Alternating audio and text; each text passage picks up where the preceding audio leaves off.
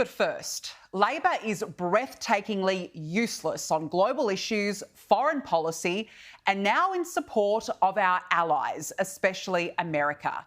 It's desperately playing catch-up when it comes to its relationship with the United States, and the fractures are glaringly obvious. The Prime Minister only has himself to blame. Yet, instead of getting on a plane to the States to sort it out, he sends in his Foreign Minister, Penny Wong, appointing her as some sort of chief negotiator, Penny the peacekeeper, with the weight of the Labor government on her shoulders. An utter embarrassment when you think both her and Albo have refused to stand up for the US. Both called for de-escalation between Israel and Iran before the US bombed Iran's nuclear facilities this month. Both equally obsessed with calling for calm, choosing not to stand with the US for the first 24 hours. Penny Wong has shown complete disregard for Israel, a key ally of Australia and America, going as far as to reward Hamas on the world stage at the United Nations. And let's be honest, Labor has been weak and cowardly since October 7. We could have shown Donald Trump our diplomacy, been the ally that we've always been, and shown the president that we are committed to the relationship and the alliance. Instead, Labor has done the opposite. We didn't support our number one ally who tried to destroy terror in Iran and only came out in support a day later. And instead of the Prime Minister going over to the US himself, he adopts his usual nothing-to-see approach back home. I have been to the US. I was there a little over a week ago, but I look forward to returning to the US. We continue to engage with our American friends, and Penny Wong, the Foreign Minister, will be there this week. Penny Wong will have a one-on-one meeting with her US counterpart, Secretary of State Marco Rubio, as part of a meeting of nations in the Quad Alliance. And look, sure, this is the role of a foreign minister to attend these meetings. But there are too many issues at stake for the Prime Minister not to get on a flight out there. And Penny will be breaking the stick of the mop in trying to mop up this big mess. Firstly, on defence spending. The United States wants us to step up, and rightly so. Yet here was Albo today still telling us he's doing enough. $57 billion that we have in the budget. You have $57 billion. $57 billion isn't nothing. $10 billion over the forward estimates. Republican Michael McCall and Democrat Joe Courtney, obviously noting what you just said, but they've urged you to set up a meeting with the President at the White House, saying that would be sound advice and a great gesture. Is that anything you're working towards? Is it a possibility this year? Yes. Well, tell that to the US. Oh, wait, Penny Wong will, apparently. And secondly, she'll have to clarify Australia's position on the US strikes on Iran's nuclear facilities.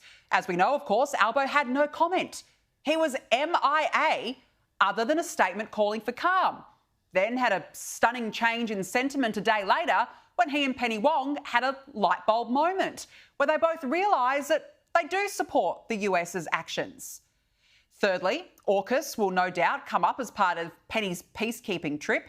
Elbridge Colby, the US Defence Under-Secretary for Policy, has announced a review of that agreement. And when asked today about it, the Prime Minister got angry.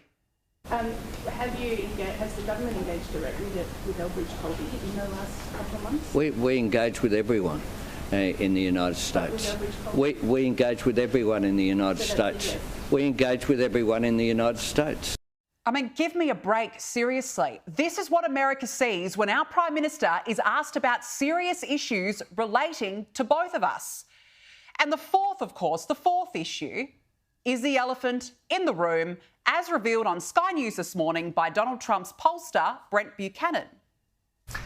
Donald Trump needs to find an Australian that he likes, or Australia needs to find an Australian that Donald Trump likes, and let that person take point, because so much with Donald Trump is personal relationships. So do you think this is personal? He simply doesn't know Anthony Albanese, or he doesn't like him?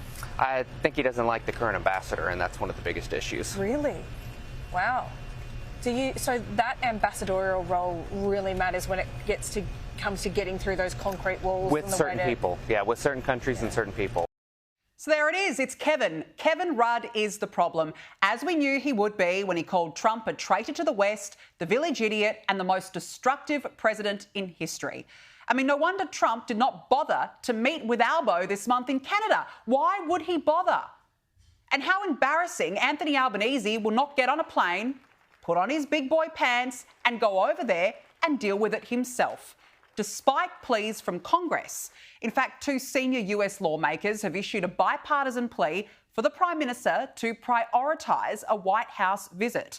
Republican Michael McCaul and Democrat Joe Courtney in the US House of Representatives said that President Donald Trump valued one-on-one interactions and his approach to democracy was heavily influenced by his past as a deal maker.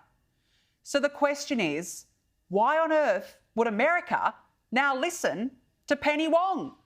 I mean, both her and the Prime Minister have buried their heads in the sand and made us a laughingstock on global issues. Foreign policy matters. Yet by shrugging off America's requests on defence spending, failing to support our #1 ally in its attack on Iran, the relationship, our most important relationship, is on shaky grounds. And this really is a disaster.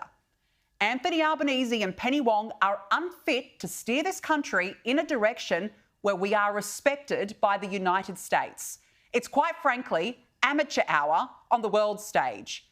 The more Albo gets defensive, gets angry, the less time he spends trying to engage with Donald Trump. And we need Trump more than ever as the world faces perilous times. So good luck, Penny. You'll need it.